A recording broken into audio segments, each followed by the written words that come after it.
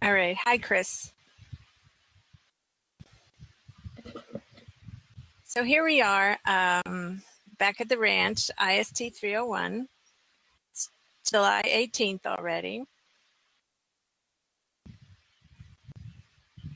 We just finished week 9. And I'm just pulling up the other screen so I can see where we are. So I gave you your test results, and for the most part, that went really well. I was very pleased with the class average, and I hope you thought the test was all right. What did you think about the test? Chat or talk to me. Give me some feedback. Hey, Gary.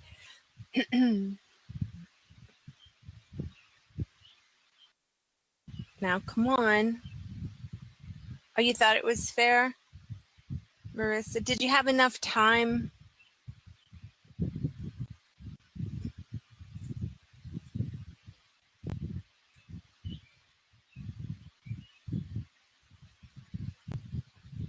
Time was a little rough, was it? Time was a little bit tight. Okay, so thank you for that feedback. How many minutes had I given you? I mean, I just took a guess. Was it 40? And what, 10 more minutes would have been? So 50 minutes for the future? Is that perfect for 50? That would be great. Okay. Okay. I took a guess. I wanted to give you enough time, but not too much time that people could just try to look up the answers without having, done any of the work. All right, great. So since the test, we've moved into working in teams, and we've covered working in a global team and managing a global team, and you've done the Sun Microsystems case study. And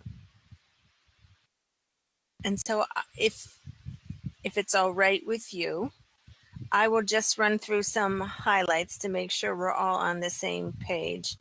And I think students will listen to this recording who aren't here, if that sounds all right with you. So I have worked in global teams and managed global teams, student teams, actually hundreds of teams. And there are some things that are always a problem in working in a global team. And you will experience many of those same issues, maybe working not in a global team, but in a distant team. And a distance, anytime you work across distance, what are some of the things you've experienced so far? Any problems?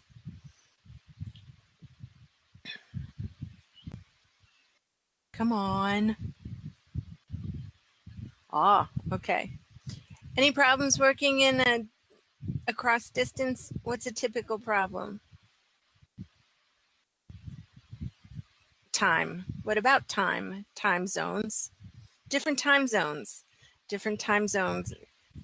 Do you know that research shows that a time zone difference of as little as 1 hour can really decrease the productivity of teams across distance? And you wouldn't think that 1 hour could make a difference, really any tangible difference, but it does. So when you're dealing with 6 or 7 hours, that can really throw things off and slow things down. Things take longer across distance, and it's because of time. And what else impacts?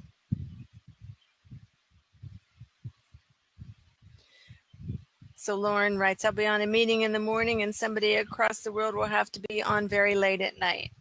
Yes. That's right. And so it's like, well, who has to get up early and who has to stay up late? And so so we can bring in, what were some of the examples from the case study? So working across time, somebody has to either stay up late or get up early. And what was in the case study? How did they handle that poorly?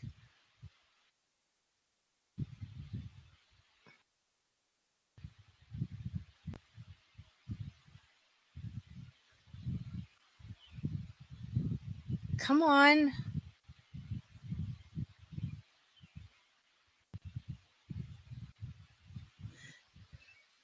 Is Lauren the only one? Who's answering this? Lauren? Anybody else? They focused on the U.S. teams. The Indian team was working long hours. Yes. And it's unfair, and people resent that when they're always the ones that that get this stinky deal, right? And so you have to be very cognizant of who's being inconvenienced, and a good policy is to share the pain. Give me another. All right, so give me another problem. Culture. Eva, Chris, Marissa, what's another problem? Am I putting you on the spot? Huh.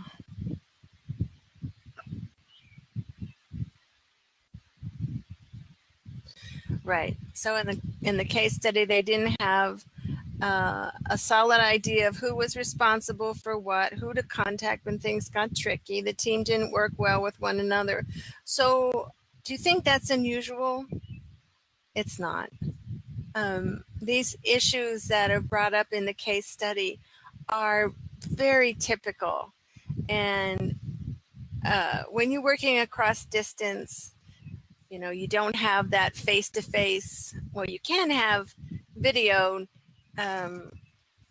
FaceTime interaction, and technology has gotten much better to support that.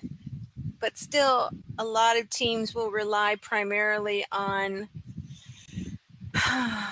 non-video communication, and that can be asynchronous via email, for instance, and synchronous via conference calls. And right now we are synchronous via a conferencing tool, and we're using the conferencing tool in Canvas. We don't see each other, but we're synchronous. But lo and behold, I'm the only one talking. Other people are chatting, and that's good, but interaction. So, I could be very lonely if you guys didn't respond, right? So it's different across distance. I'm sure you're very familiar with that because you're World Campus students, or at least you're taking this course in World Campus for this summer. When you throw in cultural differences, it just gets very complicated. There is no getting away from working across distance,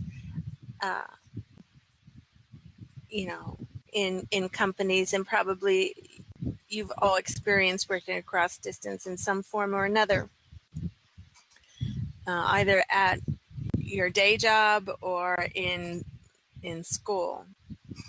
So the issues that James's team had were, typical. Communication problems. It's hard to communicate when you all work in the same place. I work, in the College of IST, and communication, we're in the same building, just when you're on different floors. Research shows that as soon as the proximity or the decreases, and that means the distance increases, just when you're even in the same building, communication decreases. So distance is a big problem. And communication is always a problem. And when you throw in different cultures, and when you get different cultures in a global team, plus time zones, it's amazing that anybody gets anything done. But people do, and companies use global teams all the time. So, right. I think we talked about that.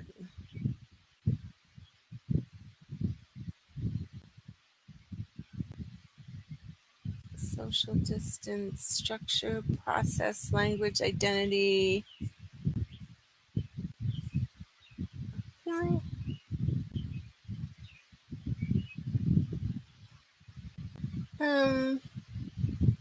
All right.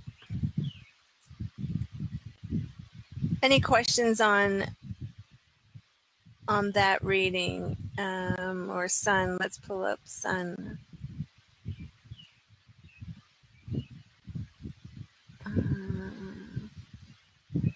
Right. So we know about Sun.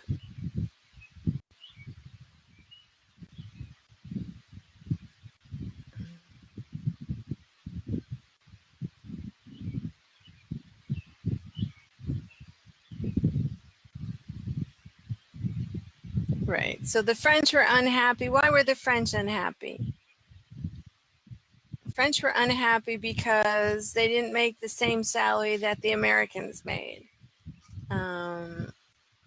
India felt like second-class citizens among the larger team. They had fewer agenda items in the meetings. The concerns were reviewed last. They felt consistently interrupted. The calls led them to having to work longer days, as was brought up. The U.S. The French felt that the U.S. team was viewed as the favorite since James was from the U.S. and he was located where the U.S. team was located. The UAE felt that they didn't have enough face time with James. So all these different problems, perceived or real, and that saying, perception is reality. So James flew around and he met with everybody, and he took the hit for the team.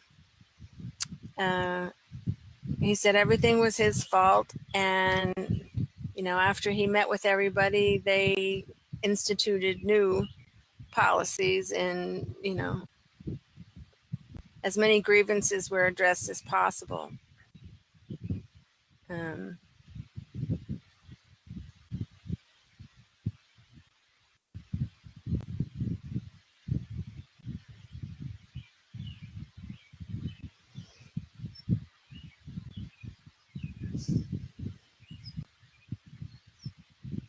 So 4 challenges, here we go. 4 challenges stemming from cultural differences and 4 strategies.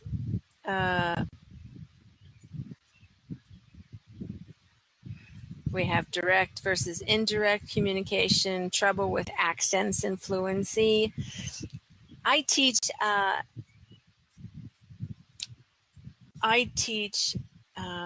lot of students who are international students, and I have them in my face-to-face class, and I have them in World Campus in my graduate courses in particular.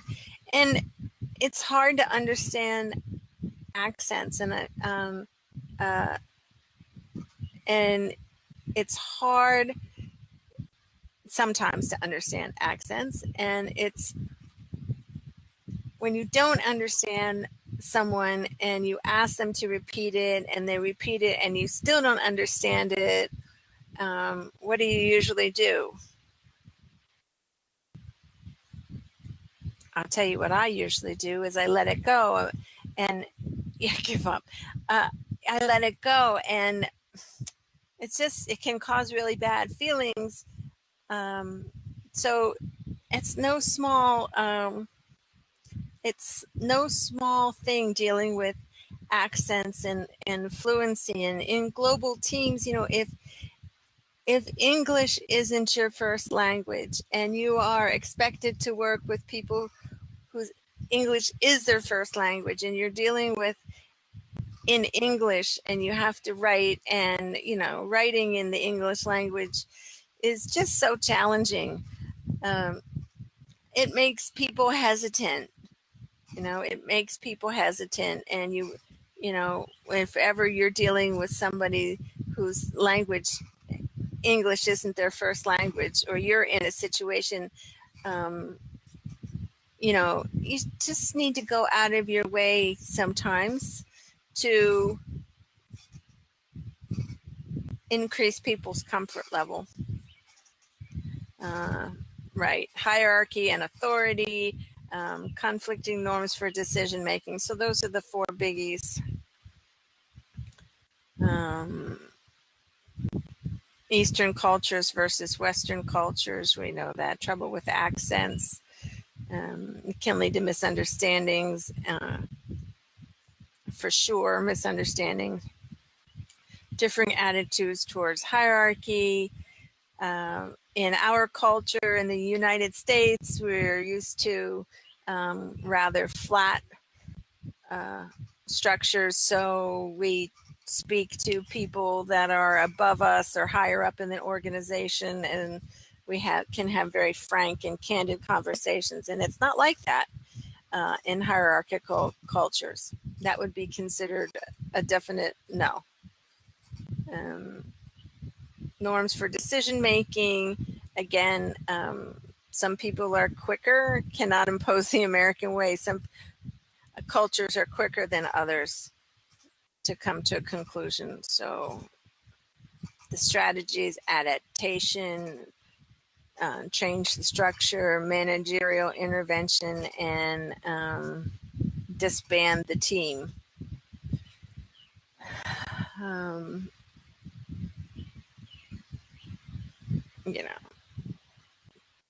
Adaptation, coming up with workarounds, and surfacing issues. You can't adapt if you're not going to surface any issues. And by surfacing issues, I mean, okay, so how are we going to deal with the cultural, the conflict that we're experiencing, for instance? Structural, deliberate reorganization or reassignment, to reduce friction. I've had to do that in some groups in this course. Managerial intervention, well, that's me coming in and intervening. You get the idea. So that's really it in a nutshell, I think, for those slides. If you're okay with that, I'd like to see how the group project is going. And I meant to have milestone 3 up by tonight, and actually I will have it up by tonight. I just need to put some finishing touches on it, and then I'll post it. Are things going all right with your teams and your project? Any problems? Believe it or not, no. If you're having a problem or having a question, others will too, no doubt.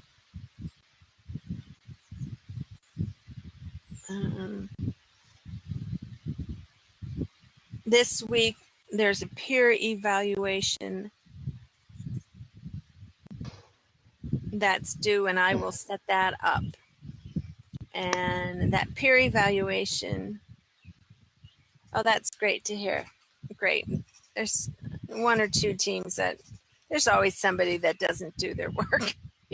That's my experience. So I will set up the peer evaluation, and there might be a tool within Canvas that I can use. So otherwise, there's another tool that I use, but I don't want to describe the other tool because I'm hoping to use something that's right in Canvas. Have any of you used a peer evaluation tool within Canvas in any of your other courses?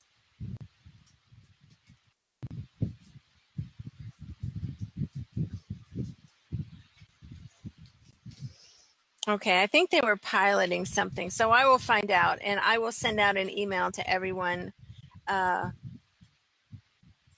when that is ready. Anything you want to ask me or talk about? Is the course going all right? Anything I should do that I'm not doing? Any explanations that you want?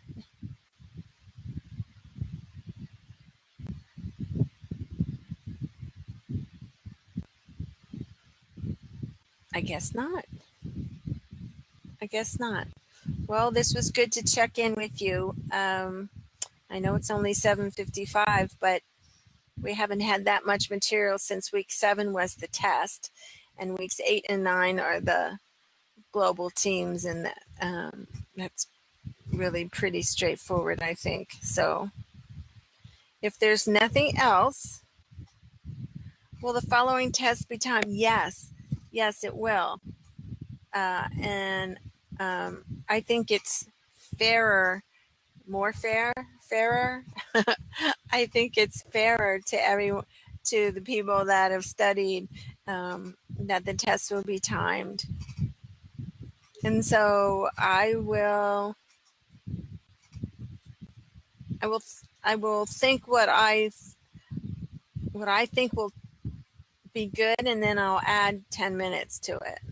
I'll have to look at the questions, at the number of questions, and I'll compare it to the number of questions for the first test, and then I will adjust. Does that sound good?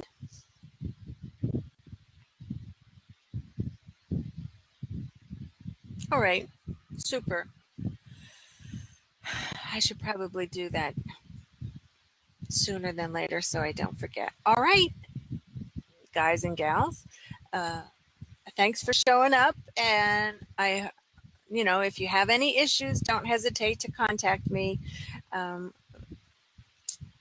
I appreciate all your efforts. Stay cool. I think we're done. See ya. I'll stop recording now. See everyone.